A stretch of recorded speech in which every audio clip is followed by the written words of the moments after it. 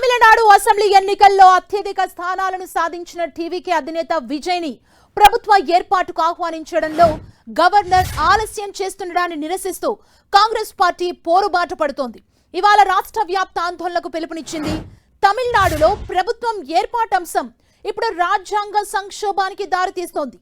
అత్యధిక స్థానాలు సాధించిన టీవీకే అధినేత విజయ్ని ప్రభుత్వ ఏర్పాటుకు ఆహ్వానించడంలో గవర్నర్ ఆలస్యం చేస్తుండడంపై కాంగ్రెస్ మండిపడుతోంది.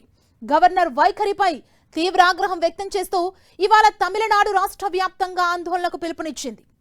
తమిళనాడు కాంగ్రెస్ కమిటీ గవర్నర్ నిర్ణయాన్ని నిరసిస్తూ కీలక నిర్ణయం తీసుకుంది.